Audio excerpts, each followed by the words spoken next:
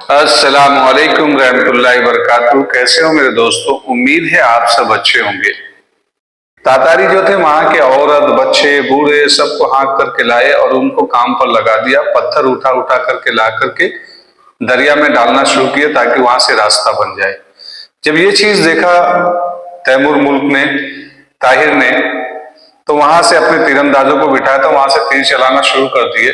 कुछ तातारी जब पीछे हटने लग गए तो जो बेचारे काम कर रहे थे मुसलमान, वहां पे औरतें बच्चे बूढ़े जो थे, उन्होंने भी हमला शुरू कर दिया तातारियों पर। और कुछ वहां से जान बचाने के लिए दरिया में कूदे, लेकिन जो दरिया में कूदे तीरों का निशाना बने तातारियों के, कुछ उसमें से किनारे तक पहुंच पाए नहीं तो दरिया के मौजों में डूब गए। काफी कत्लो गारत हुआ और फिर मुसलमानों को हाँक करके काम पर लगा दिया गया और वो पत्थर डालना शुरू किए। डालते डालते इतना नजदीक आ गए कि जहां से तैमूर मुल्क के ऊपर में आसानी से तीर जाता था। तो तैमूर मुल्क ने एक काम किया कि एक जैसे तीर चलाने वाले थे, एक छज्जा जैसा बनवाया, उसके ऊपर में मिट्टी की पुताई करा दी, प्लास्टर जैसा करा दिया। अब यहाँ से हांडिया फेंकने लगे तेल की और उसके ऊपर आग जलाने लग गए तातारी लोग।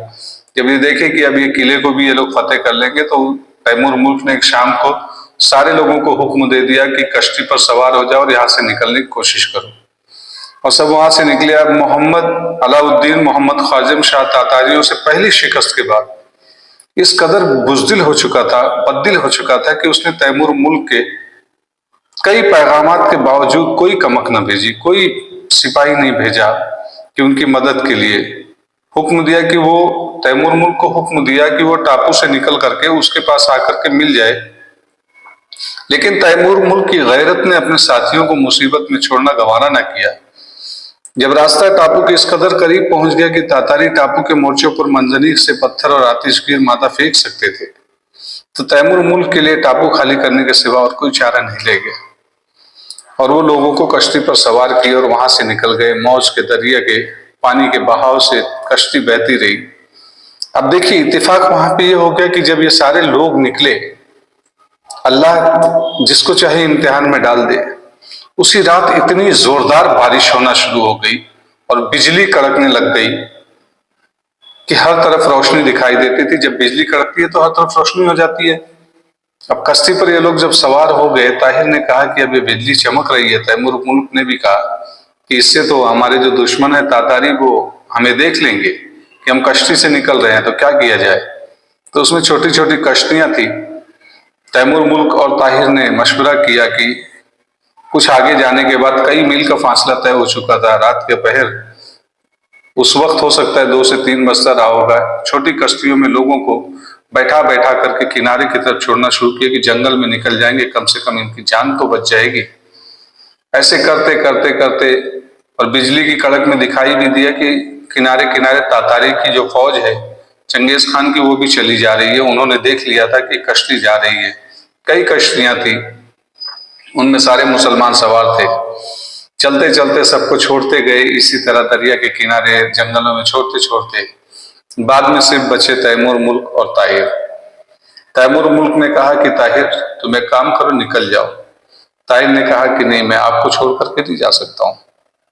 तैमूर मुल्क ने कहा कि देखो ज्यादा वक्त नहीं है, सुबह की पौ फट सकती है, तुम निकल जाओ।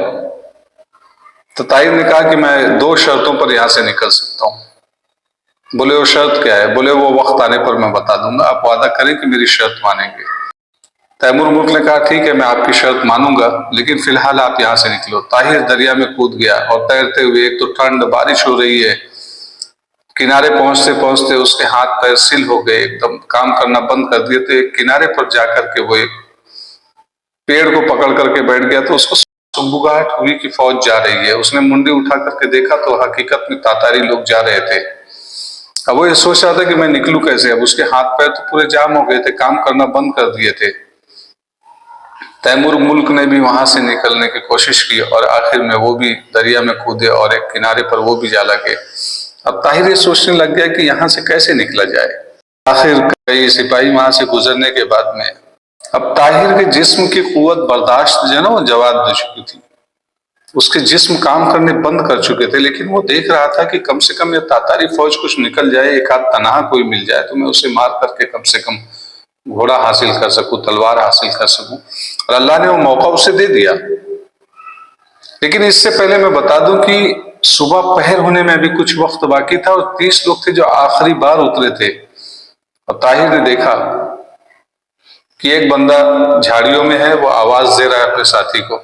ताहिर को हिम्मत हुई और ताहिर वहां से बाहर निकल करके उस अकेले तनहा को अपने जेर कर लिया, उसे मार दिया। मारने के बाद में उसके घोड़े को अपने कब्जे में ले लिया और उसका जो पहनावा था, कपड़ा था, टोपी थी, सारी चीज वो खुद पहन लिया। पहन करके फिर वहां से घोड़े पर सवार हो गया।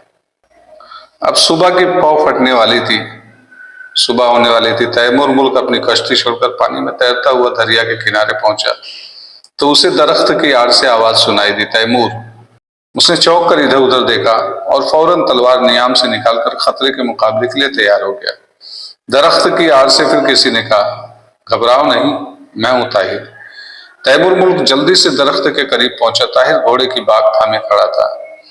तैमूर मुल्क ने जल्दी से कहा, घोड़ा हासिल कर लेने के बाद भी तुम यहाँ क्यों रुक गए? ताहिर ने इत्मीनान से जवाब दिया है, घोड़ा आपके लिए है, अब जल्दी करें।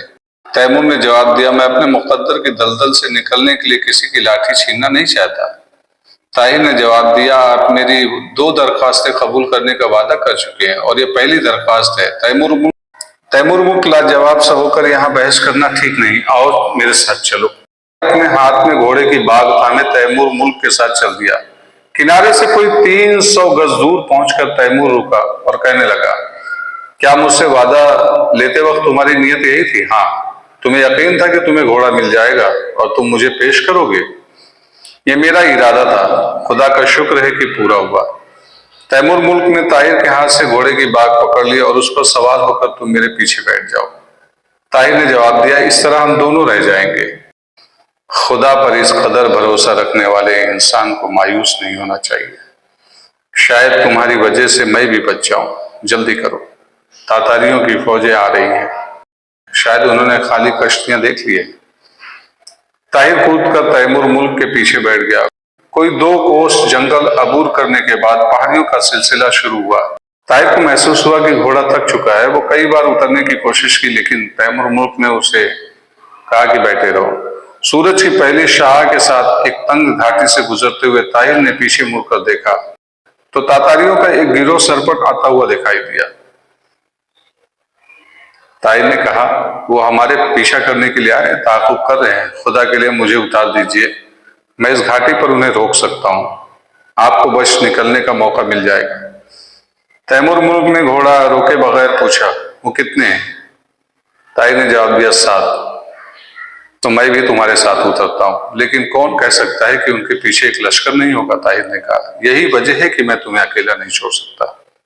ताहिर ने कहा, आप मेरे दरख्वास्त पूरा करने का वादा कर चुके हैं और मेरी दूसरी दरख्वास्त यह है कि आप मुझे उतार दें, लेकिन मैं अपने लिए तुम्हारे इस एहसार की वजह पूछ सकता हूं। ताहिर ने जवाब दिया, ख्वाजम तातारियों के सैलाब के सामने आखिरी चट्टान है और इस चट्टान को आप जैसे मुहाफिज की जरूरत है। मैं आप पर एहसान नहीं करता, आलम इस्लाम की एक खिदमत करना चाहता हूं। ख्वाजम शाह को चंद बुज़दिल मशीरों ने नाकारा बना दिया है, आप उसमें जिंदगी की रूह फूंक सकते हैं। तैमूर मुल्क ने जवाब दिया, मैं सिर्फ सिपाही हूं, तलवार काटना जानता हूं, मारना जानता हूं, चलाना जानता हूं। कौम में जिंदगी की रूह फूंकना तुम जैसे लोगों का काम है। तुम जाओ, मैं घोड़ों से उतरकर उनका इंतजार करूंगा, उनका रास्ता रोकूंगा। ताहिर ने कहा, अपना वादा ना भूलिए, मुझे खुदा पर भरोसा है, हम एक बार फिर मिलेंगे। ताहिर ये कहकर भागते हुए घोड़े से नीचे गया। तैमूर ने घोड़ा रोक लिया और कहा, तुम्हारे तरकश में कितने तीर हैं? ताहिर ने जवाब दिया, 5।